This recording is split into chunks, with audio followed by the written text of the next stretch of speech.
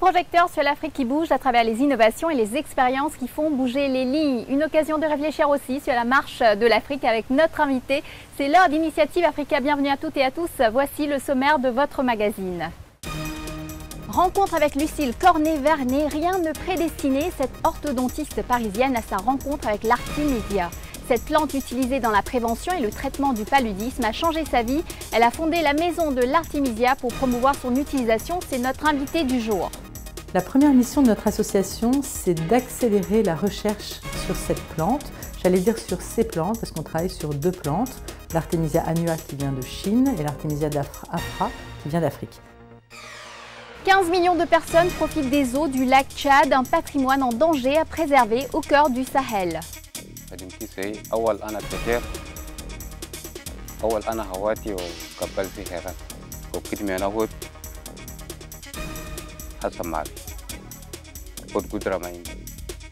Se soigner avec les plantes gagne du terrain au Bénin et certains rêvent même de traiter la Covid-19 avec la médecine traditionnelle.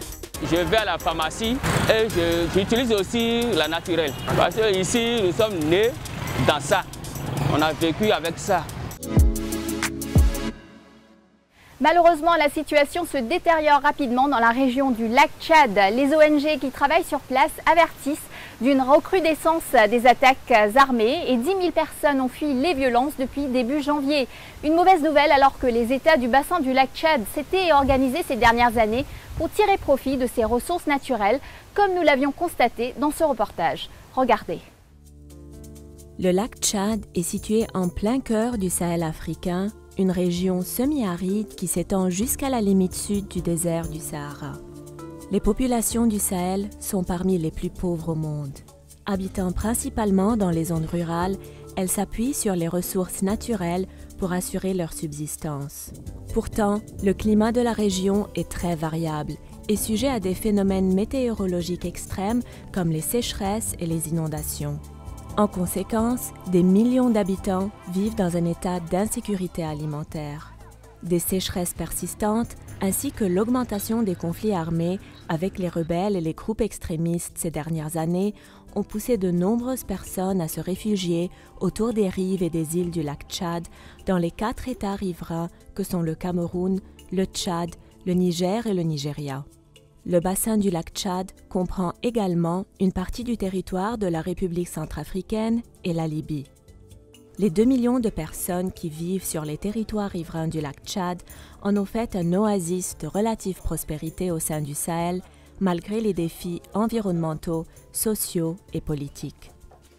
La superficie du lac Tchad connaît de fortes variations saisonnières et de long terme.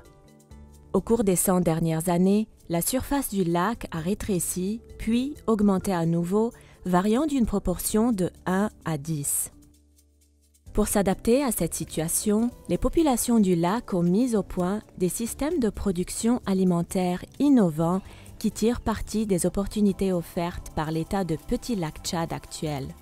Ils cultivent les terres fertiles qui émergent lorsque les eaux du lac reculent pendant la saison sèche.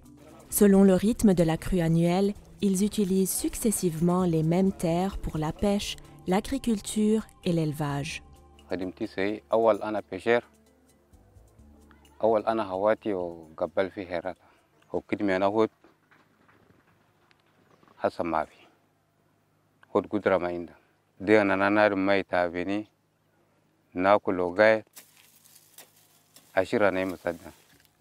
Grâce à ces pratiques innovantes, la région du lac Tchad est devenue très productive et essentielle pour la sécurité alimentaire des 15 millions de personnes qui vivent dans l'arrière-pays du lac. Cependant, ce socio-écosystème demeure très fragile. La croissance démographique galopante, résultat de fortes migrations et d'un taux de fécondité très élevé, met à rude épreuve les ressources du lac et fait de l'accès aux terres une source de tension entre les différents groupes ethniques, mais aussi entre les agriculteurs et les éleveurs. Bien que les projections des changements climatiques demeurent incertaines, il se pourrait que la région connaisse une diminution des précipitations. En outre, l'utilisation de l'eau dans le bassin pourrait augmenter considérablement si l'expansion de l'irrigation n'est pas suffisamment planifiée et contrôlée. Dans les deux cas, cela pourrait mener à l'assèchement de la moitié nord du lac et porter atteinte à la sécurité alimentaire d'environ 4 millions de personnes. Le lac Tchad d'avant et d'aujourd'hui, il y a une grande différence. Pourquoi? Parce que le lac Tchad d'avant, il y a beaucoup de différentes espèces de poissons. Et aujourd'hui, ça a changé beaucoup de choses. Ça a changé beaucoup de choses et que les pêcheurs n'en trouvent pas de poissons comme le passé. Pour faire face à ces nouvelles situations, des mesures d'adaptation souples qui ciblent les vulnérabilités sociales et environnementales actuelles doivent être mises en œuvre. Les populations du lac Tchad doivent être capables de comprendre et de s'adapter aux changements actuels et futurs dans le lac provoqués par la variabilité hydrologique, le changement climatique et autres facteurs. En particulier, le rôle unique des femmes dans l'adaptation doit être pris en compte. Celles-ci sont souvent responsables de la diffusion des connaissances et des stratégies d'adaptation centrées sur la famille, mais n'ont souvent pas accès à un soutien financier et technique nécessaire. Les États membres de la Commission du bassin du lac Tchad ont démontré leur engagement commun pour faire progresser le développement durable et la résilience des ressources du lac en investissant dans l'information, les institutions et les infrastructures. With the little resources we have in the region, we have been working towards ameliorating the situation. But the situation has become more grave now with the serious implication of the climate change, the serious implication of terrorism, and of course the fall in the oil revenue that the countries are getting. Makes it imperative on us to request the support of the international community. Avec le soutien des États membres, de la communauté internationale et une commission du bassin du lac Tchad redynamisée, la valeur sociale et environnementale du lac peut être préservée et ainsi permettre le développement du lac et de son arrière-pays. Je vous le disais en titre, notre invité a fondé la maison de l'Artemisia en 2012 pour promouvoir l'utilisation de cette plante utilisée depuis des siècles par la médecine traditionnelle chinoise. Les décoctions d'Artemisia offrent un puissant traitement contre les crises de paludisme et en Afrique une alternative efficace à tous ceux qui n'ont pas accès à des traitements coûteux. Elle a raconté à Laurent Soustras et à Thierry Schiller comment elle a commencé son combat. Lucille Cornet-Vernet, bonjour. Vous êtes à la tête de la maison de l'Artemisia fondée en 2012. Comment avez-vous rencontré cette plante originaire de Chine? Bonjour, j'ai rencontré cette plante en 2012 grâce à un de mes amis qui s'appelle Alexandre Poussin, qui a traversé l'Afrique à pied avec sa femme Sonia et qui est tombé gravement malade d'une crise de paludisme en Éthiopie. Il a été soigné dans un dispensaire de Brousse qui n'avait plus de médicaments anti-palud et il a été soigné avec de la tisane d'Artemisia à haute dose par une médecin américaine, une sœur, qui tenait ce petit dispensaire. Et de là est née dans mon esprit une sorte de révolte, on va dire, qui s'est muée en la création de cette maison de l'Artemisia. C'est-à-dire comment une plante que les Africains en particulier qui sont les plus impactés par le paludisme, une plante qui peut pousser dans le jardin de tous ces gens, soignant le paludisme, comment elle n'était pas plus répandue. Donc ça a commencé vraiment par une interrogation, puis une sorte de colère en me disant c'est pas possible qu'on prenne pas plus soin de cette manière de se soigner qui est à la portée de tous. Et c'est ainsi que j'ai continué à travailler sur la bibliographie, voir tout ce qui s'était écrit sur cette plante, rencontrer des spécialistes de cette plante, et puis petit à petit, tisser un réseau de médecins, de pharmaciens, d'agronomes, de gens qui travaillent sur cette plante, tout à fait. Et donc, quelle est la première mission de votre association aujourd'hui ? La première mission de notre association, c'est d'accélérer la recherche sur cette plante, j'allais dire sur ces plantes, parce qu'on travaille sur deux plantes, l'Artemisia annua qui vient de Chine et l'Artemisia afra qui vient d'Afrique. Il n'est pas évident de faire de la recherche, aux standards internationaux d'un médicament avec une plante que chacun peut faire pousser dans son jardin. Il faut beaucoup d'argent et aucune firme pharmaceutique n'a envie de mettre de l'argent dans un produit que tout le monde va pouvoir avoir chez lui. il n'y a pas, entre guillemets, de retour sur investissement. Donc, qui va pouvoir financer cette recherche indispensable pour avoir vraiment à 360 degrés toutes les caractéristiques, les tenants et les aboutissants de la thérapeutique par ces plantes, qui sont utilisées depuis des siècles. Donc, ce n'est pas nouveau du tout. Simplement, si on veut pouvoir la donner à plus grande échelle, il faut de nouvelles études et des études, j'allais dire, aux standards internationaux. Ça, c'est la première mission.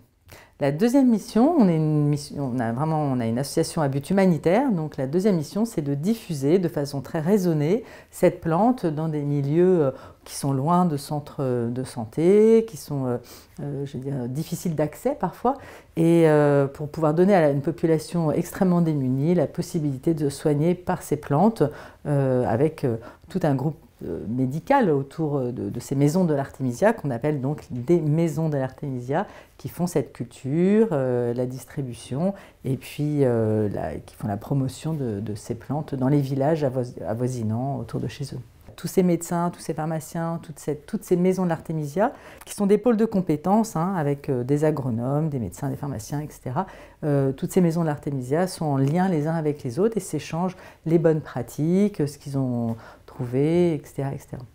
Comment avancent les différentes missions de formation, de sensibilisation des populations et de plaidoyer que vous déployez sur place dans les maisons artémisia en Afrique ?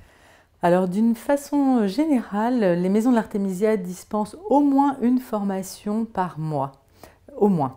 Ça dépend bien entendu, j'allais dire, du stade de développement de la maison de l'artémisia, mais par exemple, en Côte d'Ivoire, il y a 8 maisons de l'artémisia et elles sont très actives, elles font des formations, il y a quelqu'un qui programme les formations sur l'année et ainsi des gens peuvent s'inscrire. Les formations sont payantes à un prix raisonnable africain, mais voilà, on s'inscrit dans un marché normal et il n'empêche qu'il y a en effet des sensibilisations qui sont des micro-formations où on apporte les plants tout faits parce que c'est vraiment le semis qui est compliqué dans les artémisia.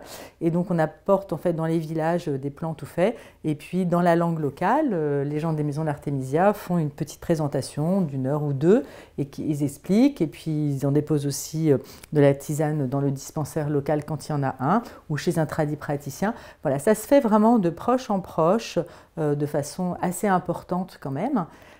Par rapport au plaidoyer, c'est important.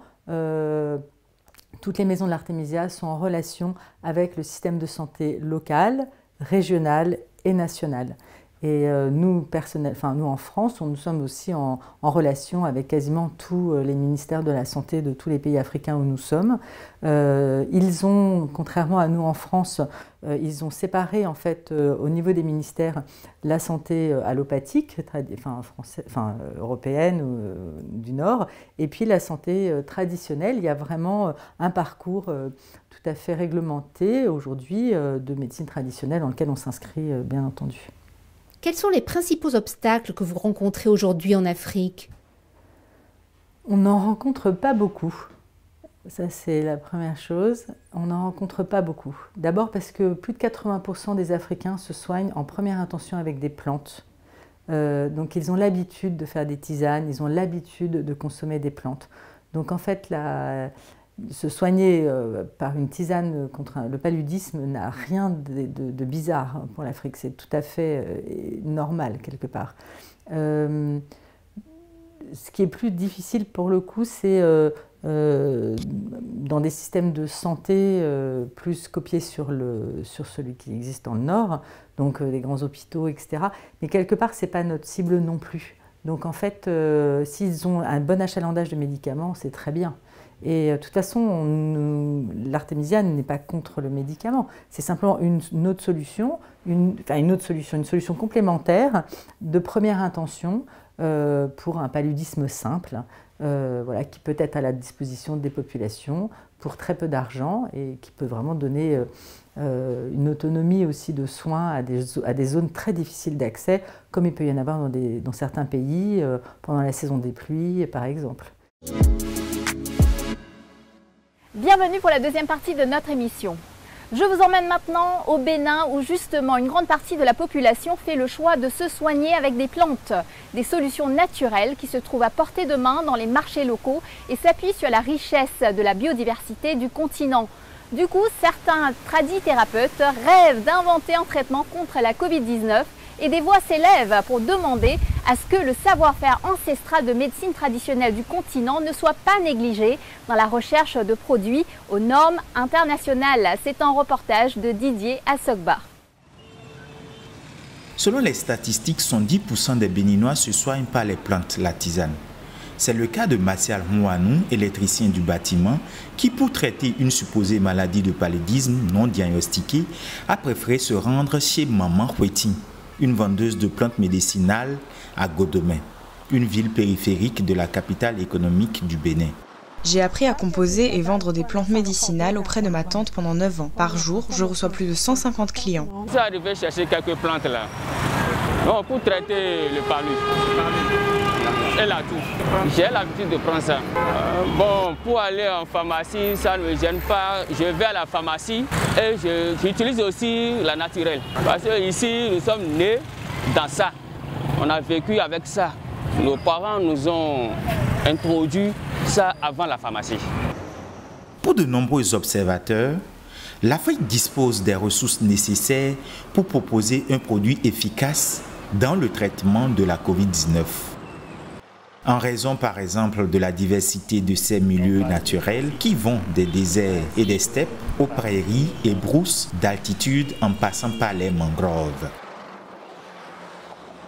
Quand on parle de Covid, les gens estiment qu'on ne peut pas trouver une possibilité au niveau du continent africain pour se soigner. Or, c'est le seul continent qui dispose encore de ces 9 biomes. Donc, nous avons la biodiversité et dans cette biodiversité-là, il y a des plantes qui peuvent quand même faire face à un certain nombre d'infections. Pour le traitement du coronavirus, les vendeuses de plantes médicinales ont proposé à leurs clients beaucoup de solutions à titre préventif. Contre le Covid-19, des solutions existent chez nous. Certes, les recherches pour trouver la bonne combinaison se poursuivent. Parmi ces recherches figurent les travaux du docteur Raphaël Chidimé. Ce tradithérapeute et phytothérapeute béninois est persuadé d'avoir trouvé la bonne formule pour lutter contre la Covid-19 en soignant un ami étudiant en Europe atteint de la maladie. Les produits que j'ai mis dans le miel, je l'ai préparé au feu à 100 degrés. J'ai reçu le sirop des plantes, des aliments, et que j'ai mélangé avec l'alcoolature des plantes au niveau de mon bidon. J'ai fait un bidon de 25 litres du miel avec mes plantes. La solution à la pandémie de la Covid-19 pourrait se trouver quelque part entre les deux médecines conventionnelles et traditionnelles. Une chose est sûre, pour les phytothérapeutes du continent, la médecine traditionnelle africaine est la plus ancienne du monde et ne doit pas être négligée. La promotion de la médecine traditionnelle doit alors accompagner les efforts au niveau de la médecine conventionnelle, où on devait alors prendre ce qui est positif dans chacune de ces deux médecines pour qu'elles deviennent une complémentarité. Et cela fait appel à la notion de confiance et à la notion de recherche et à la notion de la validation des formules thérapeutiques au niveau des praticiens de la médecine traditionnelle, qui sont des grands détenteurs de cette connaissance et de cette médecine au niveau traditionnel et qui sont plus proches des populations. Un espoir qui a fait un grand pas en septembre 2020 quand un panel d'experts mandaté par l'OMS, l'Organisation mondiale de la santé, avait approuvé un protocole pour les essais cliniques de phase 3 de la phytothérapie pour la Covid-19. C'est la première démarche permettant d'évaluer la qualité, la sécurité et l'efficacité des produits de médecine traditionnelle selon les normes internationales. Nous retrouvons Lucille Cornet-Vernet pour la suite et la fin de notre entretien de la semaine. Elle nous raconte comment elle a appris que l'artémisia était entrée dans la composition de certains traitements contre le SARS et la Covid-19 en Chine. Regardez. Lucille Cornet-Vernet, parlons davantage de l'Artemisia afra et de l'Artemisia annua. Ce sont donc des plantes utilisées depuis des siècles pour prévenir et soigner le paludisme et certaines parasitoses. Exactement. Donc l'Artemisia annua est extrêmement connue puisqu'on extrait l'artémisinine de cette plante qui est le médicament de première intention, souvent mixé avec un autre pour traiter les crises de paludisme dans le monde entier. L'Artemisia annua vient de Chine, c'est une plante annuelle, elle vient du Sichuan, c'est une plante de haut plateau et donc au départ elle n'est pas du tout adaptée à l'Afrique. Elle a été adaptée petit à petit depuis des dizaines d'années quand même et aujourd'hui on a vraiment des plantes qui peuvent pousser dans des milieux aussi différents que le biotope subsahélien que complètement tropical. Donc cette plante, Artemisia annua, en fait a des centaines de principes actifs. C'est pour ça qu'elle traite aussi d'autres parasitoses. Il y en a 23 qui ont été isolés et qui travaillent, enfin qui sont utiles contre le plasmodium, l'agent infectieux du paludisme. Donc on pourrait dire que c'est quand même une polythérapie. Ça n'est pas une thérapie avec simplement l'artémisinine qu'on connaît très bien, mais il y a d'autres molécules qui ont aussi d'autres avantages très important pour traiter le paludisme. Pour l'Artemisia afra, c'est une plante aussi originaire d'Afrique, mais qui n'est pas annuelle comme l'Artemisia annua, qui est pérenne, donc une plante vivace, qui est un gros buisson, qui est très utilisé en Afrique du Sud. Et puis, elle a remonté le rift et on en trouve jusqu'en Éthiopie. C'est un très joli buisson qui peut être coupé plusieurs fois par an, qui est très amer, hein, la tisane est très amère, mais elle pousse sur les plateaux et elle pousse là où il n'y a pas de paludisme. Donc elle est toujours utilisée contre les parasitoses, les vers intestinaux, etc. Et de plus en plus d'études sont faites sur son intérêt justement dans une parasitose particulière qu'est le paludisme. Et donc ces deux plantes sont vraiment connues des tradipraticiens ou des phytothérapeutes, aussi bien en Asie qu'en Afrique de l'Est, de façon tout à fait évidente. Comment les scientifiques africains se sont-ils emparés de cette plante et quels sont les modes d'utilisation ? Il y a beaucoup de publications qui viennent d'Afrique du Sud sur l'Artemisia afra. Il y a pas mal de publications sur l'Artemisia annua qui viennent d'équipes bien entendu africaines. Encore une fois, il n'est pas évident du tout d'avoir des subsides suffisamment importants pour faire des études conséquentes aux normes internationales. C'est très difficile pour eux d'avoir suffisamment d'argent pour faire les bonnes études. Il s'agit la plupart du temps de tisane ou de décoction et au niveau de la posologie, la plupart du temps aussi, c'est aussi assez simple. Voilà, c'est 5 grammes, c'est-à-dire une poignée de feuilles et tiges sèches dans 1 litre d'eau bouillante. Et cette tisane va être bue par la personne malade pendant une journée entière. Chaque jour, il faut la refaire. Bien entendu, une tisane n'est pas valable pendant des jours. Et puis, ce qui est vraiment très important aussi, c'est la manière dont est cultivée la plante. Ça, nous, dans les maisons de l'Artemisia, on fait très attention. On a vraiment un grand manuel. C'est une plante ce sont des plantes qui, si on veut qu'elles aient suffisamment de principes actifs, doivent être bien cultivées, d'avoir suffisamment d'eau, suffisamment de compost, etc. C'est toute la chaîne, en fait, qui est très importante, de la graine jusqu'à la manière de l'utiliser dans une famille. Et c'est pour ça qu'on a fait toutes ces maisons de l'Artemisia, c'est pour avoir ces pôles de compétences, savoir ces lieux de formation pour que les gens l'utilisent correctement. L'Artemisia a fait beaucoup parler d'elle depuis le début de la pandémie de Covid-19. On a appris que la plante avait été utilisée en Chine comme traitement contre le SARS en 2003 et contre la Covid aujourd'hui. Vous avez tout de suite compris que la tisane pouvait avoir des effets thérapeutiques contre la Covid-19 ?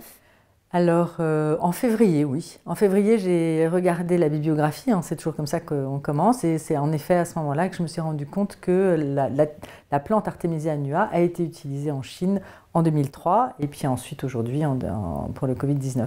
À partir de ce moment-là, on a beaucoup travaillé ici avec tout un tas de médecins, de gens qui nous ont énormément aidés à faire des documents qu'on a pu après donner dans toutes les maisons de l'Artemisia et surtout on a envoyé au ministère de la Santé africain puisque à l'époque on ne savait absolument pas comment allait se diffuser ce virus et on pensait, rappelez-vous en mars, que ça allait être une hécatombe en Afrique et on s'est dit mais nous à ce moment-là il faut qu'on ait la possibilité de donner de l'Artemisia aux gens qui en avaient besoin. Ça s'est fait comme ça, tout à fait. Madagascar a produit et commercialisé son Covid Organics.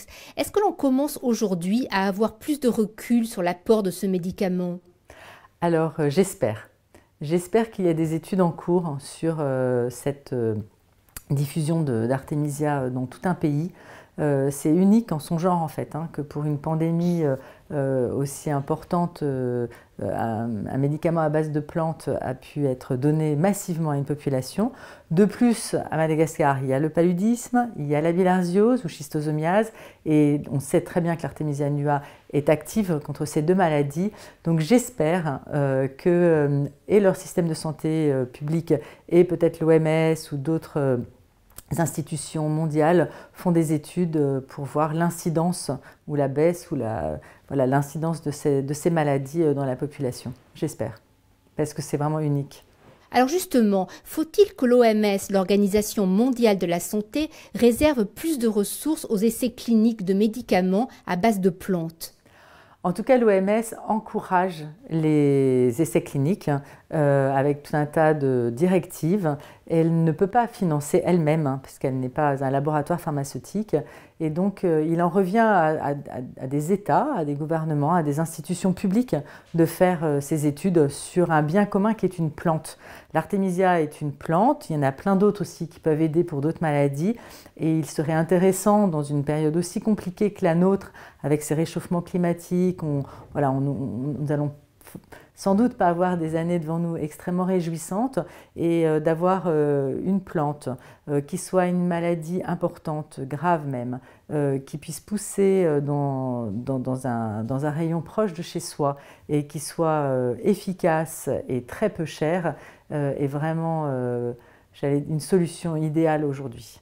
Lucille Cornet-Vernet, merci beaucoup. Merci à vous. Voilà, Initiative Africa, c'est fini pour aujourd'hui. Vous pouvez retrouver l'interview de Lucille Cornet-Vernet ainsi que nos émissions sur notre site internet africaonair.com et bien sûr également sur tous nos réseaux sociaux. N'hésitez pas à liker, partager, commenter avec le hashtag Initiative Africa TV Show. Et n'oubliez pas, la semaine prochaine, même chaîne, même heure, je vous donne rendez-vous avec Business Africa. Bonne semaine à tous.